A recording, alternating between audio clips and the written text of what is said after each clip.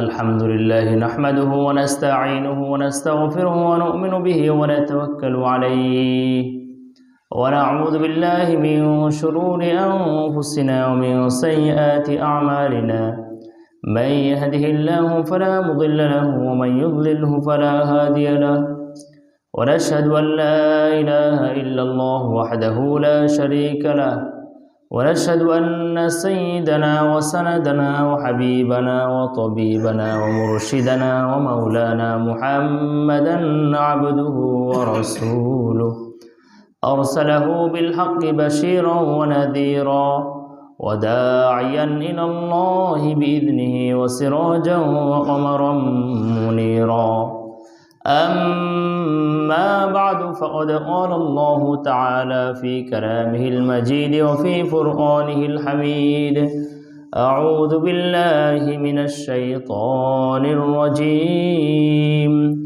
بسم الله الرحمن الرحيم مثل الذين اتخذوا من دون الله أولياء كمثل العنكبوت اتخذت بيتا وإن أوهن البيوت لبيت العنكبوت لو كانوا يعلمون.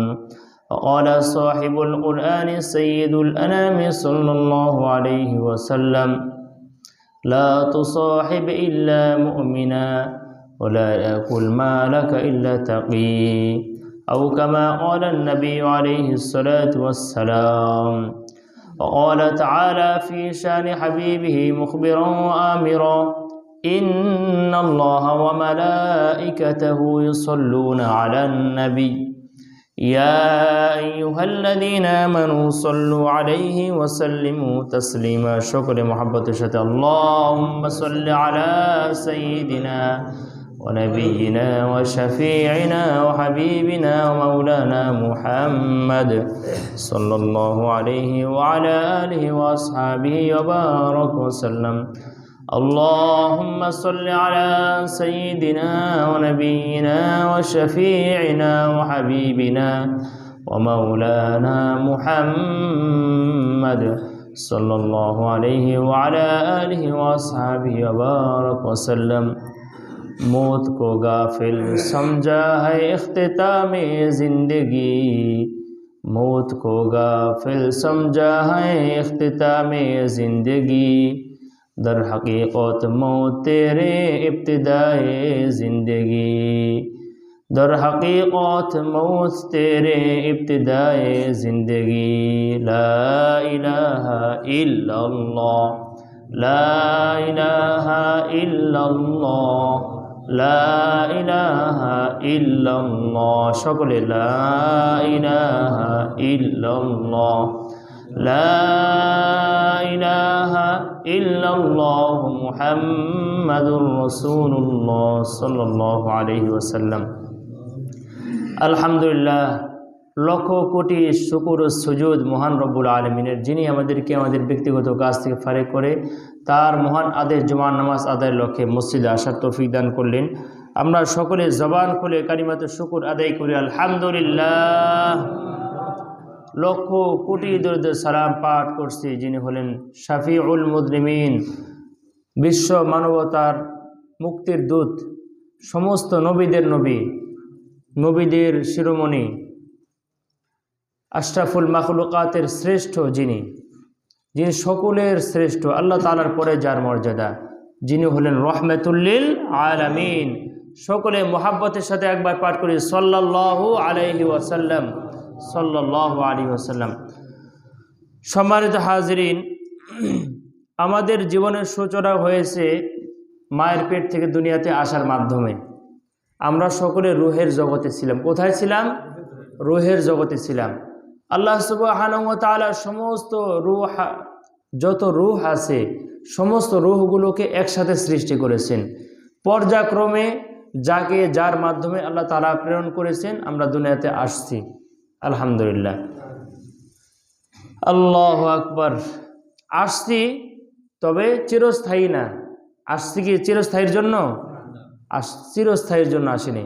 আমরা মায়ের পেটে ছিলাম, দুনিয়াতে আসছি কিছুদিনের জন্য, এরপরে কবরে যাব, কবরেও চিরস্থায়ী না। এরপরে হলো কিয়ামত, কিয়ামতের পরে হাসর, কিয়ামতের শেষ লগ্ন হবে হাসর। হাসর মানে হিসাবাদি, হিসাবাদির পরে পুলসিরাত মিজান সব পার হয়ে ইম্মাল জান্নাত ও ইম্মান নার, হয়তো জান্নাত অথবা জাহান্নাম, ও ইম্মাল আরাফা, এবং কিছু লোকদের জন্য হয়তো বা আরাফা, মানে জান্নাত ও জাহান্নামের মধ্যবর্তী স্থান যেটাকে বলা হয় এটাকে আরাফা। যাদের আমল নামা সমান সমান, নেক আমলও যা, বদ আমলও তা, গুনাহও তা, কোনো দিকে পাল্লা ভারী হচ্ছে না, ওদেরকে কি করবেন? ওদেরকে আল্লাহ তাআলা আরাফাতে রাখবেন। আরাফা একটা জায়গার নাম। আরাফা হলো তৃতীয় একটা পক্ষ, জান্নাত আর জাহান্নামের মাঝখানে একটা জায়গা। জান্নাতও না জাহান্নামও না, মাঝে মাঝে জাহান্নামের একবারে লেলিহান অগ্নির শিখা বাতাস আসবে, লো বাতাস, অনেক গরম বাতাস আসবে, অনেক দুর্গন্ধ আসবে, খুব কষ্ট হবে। আবার মাঝে মাঝে ওটা চলে যাবে, জান্নাতের সুঘ্রাণ আসবে, মনে হবে তারা জান্নাতে আছে এমন লাগবে। ওটা জান্নাতও না জাহান্নামও না, মাঝখানে এটা আরাফা। তো কিয়ামতের দিন, কিয়ামতের পরে হাসর নাসর মিজান ফুলসিরাত সব কিছুর পরে আপনার আমার ঠিকানা ইম্মাল জান্নাহ, হয়তোবা জান্নাত অথবা জাহান্নাম। ওখানে হলো চিরস্থায়ী। ওখানে কি চিরস্থায়ী? খালিদিনা ফিহা আবাদা লা ইয়াজিদুনা ওয়ালিয়্যান ওয়ালা নাসীরা, খালিদিনা ফিহা আবাদা, চিরস্থায়ী তারা সেখানে থাকিবে। জান্নাতীরা জান্নাতে চিরস্থায়ী থাকিবে। আর জাহান্নামীদের ভিতরে আবার ভাগ আছে, যারা আবাদুল আবাদিন মানে কাফের মুশরিক, তাদের জাহান্নাম হবে চিরস্থায়ী, তাদের আর কোনো হিসাব হবে না। আর যারা পাবিষ্ট মুমিন ইমানদারদের ভিতরে যারা গুনাহগার, তাদের আমল নামা অনুযায়ী জাহান্নামে থাকতে হবে। তাদের আমল নামা অনুযায়ী, তাদের আমল নামায় যত হাজার বছর জাহান্নাম লেখা থাকবে, অত হাজার বছর কারাদণ্ড পাওয়ার পরে তারা জামিনে মুক্তি পেয়ে আবে হায়াতের পানি দিয়ে তাকে ধুয়ে পরিষ্কার পরিচ্ছন্ন করে তাকে জান্নাতে দেওয়া হবে। এটা হলো সিস্টেম। তো দুনিয়া তো মায়ের পেটেও চিরস্থায়ী ছিলাম না। মায়ের পেটে বাচ্চারা মনে করে সারা জীবন এখানেই থাকবে, এটাই মনে করে। কিন্তু যখন 9 মাস পার হয়ে যায়, 10 মাসে পড়ে যায়, তখন দেখবেন আস্তে আস্তে হয় অপারেশন করে অথবা নর্মালভাবে দুনিয়াতে আসতেই হয়। সে দুনিয়াতে এসে দেখি এত বড় জায়গা, চোখ সহজে মানে যখন খুলে তখন বিস্মিত হয়ে যায়। কারণ আমার বাচ্চা যখন আমি নিছি প্রথমে দেখি চোখ খুলে আবার বন্ধ করে, একটু একটু অল্প অল্প করে খুলে বন্ধ করে, মানে সে কই ছিল কই আসছে, এক জগৎ থেকে আরেক জগৎ। ইন্তেকাল মানে স্থানান্তর। ইন্তেকাল শব্দের অর্থ কিন্তু মারা যাওয়া না, স্থানান্তর হওয়া। বলে না একটি শোক সংবাদ, মোহাম্মদ অমুক আলী ছেলে অমুক আলী রাত এতটার সময় ইন্তেকাল করিয়াছে, ইন্না লিল্লাহি ওয়া ইন্না ইলাইহি রাজিউন। মৃত্যুবরণ না বলে ইন্তেকাল বললে বেশি ভালো, কারণ ইন্তেকাল শব্দের অর্থ স্থানান্তর করা, পরিবর্তন হওয়া। কারণ যে ব্যক্তি দুনিয়া থেকে চলে গেছে, চলে যাচ্ছে, সে কিন্তু মারা যায়নি, একবারে চিরস্থায়ী মারা যায় নাই, কিন্তু ইন্তেকাল দুনিয়ায় ছিল, ইন্তেকাল হয়ে স্থানান্তর করে কোথায় যাবে? এখন আখিরাতের প্রথম স্টেপে যাবে, কবর, আলামে বরজাখ যাকে বলা হয়। তাহলে মৃত্যুর পরে আমাদের যে জীবন শুরু, এটা কিন্তু আসল জীবন শুরু। এই জন্য কবি বলেন, मौत को गाफिल समझा है इख्तिताम जिंदगी, मौत को गाफिल समझा है इख्तिताम जिंदगी। উদাসীন আর গাফিলেরা মৃত্যুকে শেষ মনে করে এরপরে আর কোনো জীবন নাই। মৃত্যু মানে আমাদের জীবন শেষ। এজন্যই তারা বলে খাও দাও ফুর্তি করো, দুনিয়াটা মস্ত বড়, যেদিন মরে যাবা শেষ হয়ে যাবে।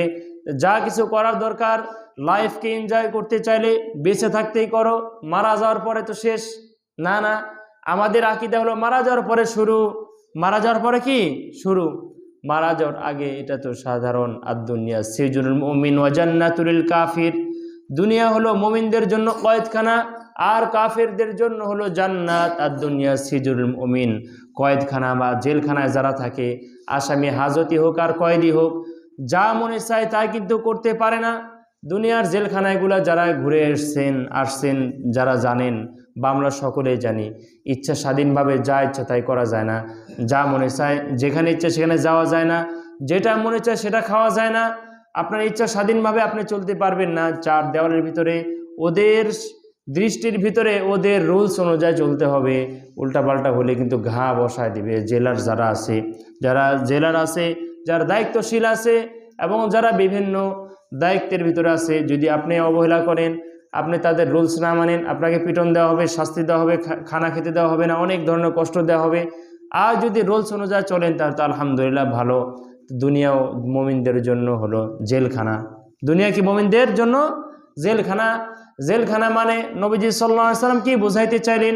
যা মনে চায়, যেটা মনে চায়, যেভাবে ইচ্ছে সেভাবে চলতে পারবা না। হালাল আছে, হারাম আছে, কোন পথে চলবা সব কিছুর দিক নির্দেশনা দিয়ে দিয়েছেন। ইচ্ছাভাবে চলতে পারবা না। রুলস আছে, নিয়ম আছে, নিজাম আছে, নিয়ম আছে, শরীয়তের নিয়ম অনুযায়ী চলতে হবে।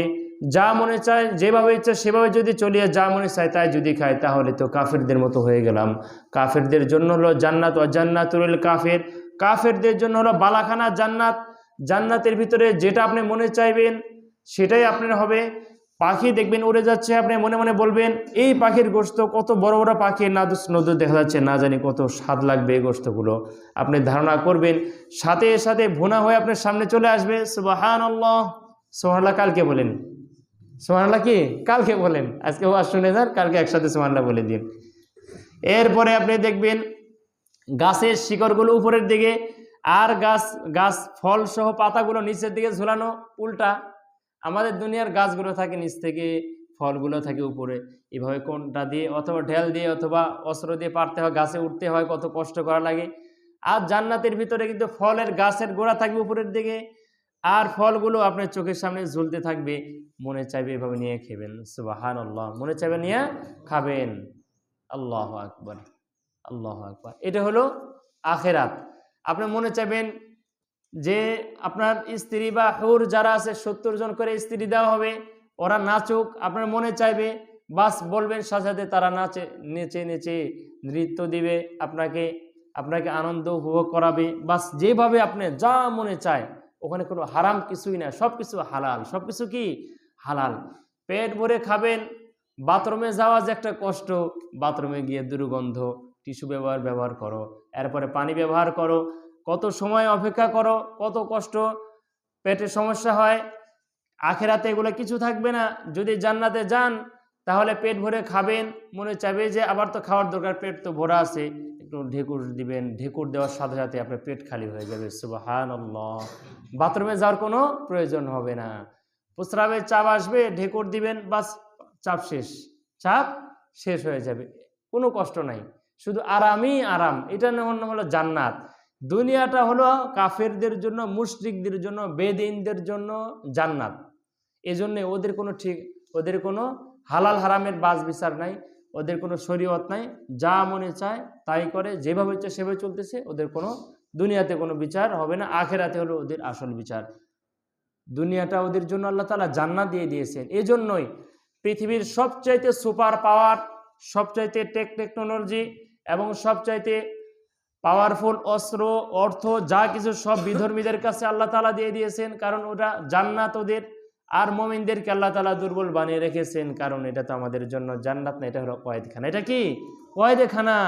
এটা আমাদের জেলখানা। জেলখানায় সব কিছু পাওয়া যায় না। আর কাফেরদের জন্য যেহেতু জান্নাত, জান্নাতে সব কিছুই পাওয়া যায়, কিন্তু ওই জান্নাতের সাথে এই জান্নাতের তুলনা নাই। মোটামুটি বোঝানোর জন্য বোঝাচ্ছেন নবীজি সাল্লাল্লাহু আলাইহি সাল্লাম, আমরা ওই জান্নাতে যা পাবো এটা দুনিয়াতে কল্পনাও করতে পারবো না, এমন জিনিস দিবেন। আরে হুরদের ব্যাপারে হাদিসের ভিতর কি বলেছে জানেন? হুরেরা এত সুন্দর হবে, ওদের মুখ এত মিষ্টি হবে, ওরা যদি একটু থুতু সমুদ্রের ভিতর নিক্ষেপ করে আমাদের পুরো সমুদ্র মিষ্টি হয়ে যাবে, সুগন্ধময় হয়ে যাবে। সুবহানাল্লাহ। পুরা সমুদ্র বোঝেন, কক্সবাজার যে বঙ্গোপসাগর আছে, একটা হুর যদি এখানে থুতু নিক্ষেপ করে, থুতু ফেলে, ওই থুতুর ঘ্রাণে পুরো পানি, যত বঙ্গোপসাগর যত বড় হোক, যত অতল গভীর থাকুক না কেন, সমস্ত পানি মিষ্টতা এবং সুগন্ধময় হয়ে যাবে। কি পরিমাণ সুসজ্জিত আল্লাহ তাআলা করেছেন তাদেরকে। তো ওটার সাথে দুনিয়ার কোনো তুলনা আছে জীবনে? তো নবীজি সাল্লাল্লাহু আলাইহি সাল্লাম বুঝাতে যাচ্ছেন কাফেরদের জন্য জেলখানা না, কাফেরদের জন্য জান্নাতের মতো। ওরা জান্নাতে যেমন কোনো বাধা বিঘ্নতা নাই, বাধা নিষেধ নাই, আদেশ নিষেধ নাই, যা মনে চায় তাই করতে পারে, কাফেরদের জন্য ইসলাম মানে মুসলমান ব্যতীত যত অন্য ধর্মের লোক আছে সমস্ত মানুষেরা, আল কুফরু মিল্লাতুন ওয়াহিদা, কুফুর মানে ইসলাম ব্যতীত যত পৃথিবীতে ধর্ম আছে, আস্তিক হোক, নাস্তিক হোক, হিন্দু হোক, বৌদ্ধ হোক, খ্রিস্টান হোক, আর যত ধর্ম আছে সমস্ত ধর্ম এক, আর মুসলমানরা আলাদা। তার মুসলমানদের জন্য হলো জেলখানা, আর অন্য যত ধর্মের লোক সবার জন্য কি জান্নাত মতো। এই জন্যই সমস্ত অর্থ সব কিছু ওদের কাছে, সব কিছু পাওয়ার টাওয়ার সব কিছু আল্লাহ তাআলা ওদেরকে দিয়েছেন, মুসলমানদেরকেও দিবেন। যদি মুসলমানরা আল্লাহ তাআলার হুকুম মেনে চলে, বিধান মেনে চলে, তাহলে আল্লাহ তাআলা দিবেন। ওয়ালাউ আন্না আহলাল কুরআ আমানু ওয়াত্তাকাউ লাফাতাহনা আলাইহিম বারাকাতিম মিনাস সামা, গ্রামবাসীরা বা পুরা জনপদবাসী ইসলামের লোকেরা যদি আল্লাহ তাআলার উপরে পূর্ণাঙ্গ ঈমান আনে এবং মুত্তাকি হয়ে যায়, আল্লাহর ওলি হয়ে যায়, তাহলে আসমান থেকে যত বরকত সব মুসলমানদেরকে দিয়ে দিবেন। যেমন নবীজি সাল্লাল্লাহু আলাইহি সাল্লামের যুগে আল্লাহ তাআলা দিয়ে দিয়েছিলেন, সাহাবায়ে কেরামের যুগে যেমন বরকত দিয়েছিলেন, তারা সারা বিশ্বের অর্ধেকের বেশি রাজত্ব করেছে। প্রায় 700 থেকে 800 বছর ইসলামী রাষ্ট্র ছিল, অনেকগুলো মানে অর্ধ পৃথিবীর বেশি ইসলাম শাসন করেছে, মুসলমানরা শাসন করেছে। আজ আমরা নফসের গোলামি করতে করতে, শয়তানের পূজা করতে করতে, ইহুদি খ্রিস্টানদের গোলামি করতে করতে আমাদের অস্তিত্ব আমরা হারিয়ে গেছি। অচিরেই ইমাম মাহদী ও ঈসা আলাইহিস সালাম কিন্তু চলে আসবেন আমাদের সামনে। দেখেন পৃথিবীতে যত শক্তি আছে আল্লাহ তাআলার সামনে কোনো শক্তির কোনো দাম আছে বলেন? কোনো শক্তির খাওয়া আছে? কোনো শক্তির খাওয়া নাই। কোরআনে কারিমে সূরাতুল আনকাবুত একটি সূরা আছে, সূরাতুল আনকাবুত। আনকাবুত মানে মাকড়সা, আনকাবুত মানে কি? মাকড়সা। আল্লাহ তাআলা মাকড়সার নামেও সূরা বানিয়েছেন। সুবহানাল্লাহ। উদাহরণ দেওয়ার জন্য। কেন? উদাহরণ দেওয়ার জন্য। সম্মানিত হাজিরিন, আমাদের ঘরে বা বাড়িতে মাকড়সা জাল বোনায় না, দেখছেন না? মাকড়সা জাল বোনায়। তো বাড়িওয়ালা কি করে? মাকড়সা যখন জাল বানায় তখন কি কিছু বলে? এই মাকড়সা 144 ধারা জারি, খবরদার আমার ওই ঘরের কানিতে জাল বানাইতে পারবে না। এরকম কোনো সিস্টেম আমাদের আছে? মাকড়সা জাল বানায় বানাক, আমরা এগুলা ধরি না, অনেকদিন পর সাফ করি। তো মাকড়সা জাল বানায়। মাকড়সার সিস্টেম কি? সে মনে করে যে আমি একজন সুপার পাওয়ার আমার কাছে আছে। কেন? আমি কারো মুখাপেক্ষী নয়, ঘর বানাইতে আমি কারো কাছে যাওয়া লাগে না, একটু লাফাল দিলেই ঘর হয়ে যায়, সুন্দর ঘর হয়ে যায় না? লাফালাফি করে, ওর ইয়ার পিছনের সাইড দিয়ে সুতা বের হয়, বাস ওর সুন্দর ঘর হয়ে যায়। পক্ষান্তরে দেখবেন পাখি ঘর বানাইতে খেরকুটা আনতে হয়, বল্লা মাটি আনে, এরপরে অন্যান্য যত প্রাণী আছে ঘর বানাতে কোনো না কোনো জিনিস আনতে হয় বাহির থেকে। একমাত্র মাকড়সা আল্লাহ তাআলা ওকে এমন ক্ষমতা দিয়েছেন, এমন সুপার পাওয়ার দিয়েছেন যে ওর ঘর বানানোর জন্য অন্য কারো কাছে যেতে হয় না, কোনো খেরকুটা আনতে হয় না, নিজে নিজে লাফালাফি করে খেরকুটা মানে নিজে নিজে লাফাই করে নিজের ঘর বানিয়ে ফেলে। তো মাকড়সার সিস্টেম কি? ওর ভিতরে একটা অহংকার আছে, তাকাব্বুরি আছে। কি আছে? অহংকার আছে। এই জিনিসটার কারণে মাকড়সা মনে করে আমি তো অনেক সুপার পাওয়ার, আমার অনেক সুপার পাওয়ার আছে, আমি ঘর বানাইতে কারো কাছে যেতে হয় না, লাফালাফি করে ঘর বানিয়ে ফেলি। তো সুন্দর করে গোলভাবে সুন্দর করে ঘর বানায়, ঘরের একবারে মাঝখানে সে বসে বসে মনে করে যে দেখি আমি এমন একটি অস্ত্র বানাইলাম, কোনো ধরনের মিসাইল এখান দিয়ে যেতে পারবে না। মিসাইল মানে মশা, মিসাইল যাবে তো আটকে যাবে, আমি ওকে খেয়ে ফেলবো। কোনো ধরনের বোমা যেতে পারবে না, মাছি বা কোনো ধরনের পোকা টোকা যেতে পারবে না, যে যাবে আমার জাল তাকে আটকে ফেলবে। ওর জালের ভিতরে একদম আঠা আঠা আছে, আটকে ধরে। আপনারা দেখবেন আঠা আঠা সিস্টেম আছে, যে ঠেকলে আটকে ধরে। তো আল্লাহ তাআলা ওকে রিজিক যেহেতু এইভাবে দিবেন, কিন্তু সেটাকে মনে করে যে আমি তো অনেক সুপার পাওয়ার, আমার যে হাইটেক টেকনোলজি আছে, আমি যে জাল বানাইলাম এটাতে কোনো কিছু ভেদ করে যেতে পারবে না, কোনো মশা মাছি কেউ যেতে পারবে না, সেটাকে এমন মনে করে। কিন্তু সে নিজেকে অনেক সুপার পাওয়ার মনে করে। যেদিন বাড়িতে মেহমান আসে বা মাসখানিক পরে দেখবেন মাকড়সা জাল বেশি দেখা গেলে, বা আমি যখন মসজিদ জুমার দিন একটু জাল টাল বাড়ি দিই, এক সপ্তাহ খুব ভালোই রাজত্ব করে। যেদিন পরিষ্কার করার প্রয়োজন বা মেহমান টেহমান আসবে, বিশেষ করে আমরা মেহমান আসলে ঘর একটু সাফাই করি, তো ঘর সাফাই করার জন্য যখন নিচে পরিষ্কার করি তখন চোখটা উপরেও যায়, যায় না? চোখটা উপরেও যায় যে ওই সাইডে অনেকগুলো মাকড়সার জাল দেখা যাচ্ছে, এগুলো পরিষ্কার করা দরকার। তো আমরা কি করি যে আমরা সেনাবাহিনীর ওই ঢাকা ক্যান্টনমেন্ট অফিসে ফোন দেই যে হ্যালো ওকারুজ্জামান সাহেব, আপনার ট্যাঙ্কার থেকে একটা ট্যাঙ্ক প্রেরণ করুন। কেন? আমার বাড়িতে অনেকগুলো মাকড়সা জাল আছে, এগুলাকে ভাঙতে হবে। এমন করি আমরা? ওর তো ওই তো নিজেকে সুপার পাওয়ার মনে করে যে এই আমার বাড়ি, এখানে ভেদ করে কেউ যেতে পারবে না। আমরা ওটা ভাঙতে কিন্তু ট্যাঙ্ক আনি না, অন্তত একটা কামান তো আনি। কামান আনি, ক্ষেপণ অস্ত্র, গান, কোনো ধরনের রাইফেল, পিস্তল কিছু আনতে হয় ওটা ভাঙার জন্য। আচ্ছা, সেটা না আনলাম না, 10-12 জন লোক তো লাগে অন্তত পক্ষে, নাকি? তাও লাগে না? বলেন লাগে? মাকড়সার জাল ভাঙতে তাহলে বড় একটা বাঁশ, এমন মোটা একটা বাঁশ লাগে, বড় বাঁশ দিয়ে বাইরে ভাঙতে হবে। এমনও না। তাহলে কি দিয়ে আমরা মাকড়সার জাল ভাঙি বলেন? ঝাড়ু।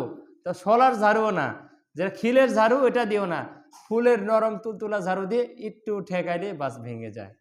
একটু ঠেকালে কি ভেঙে যায়।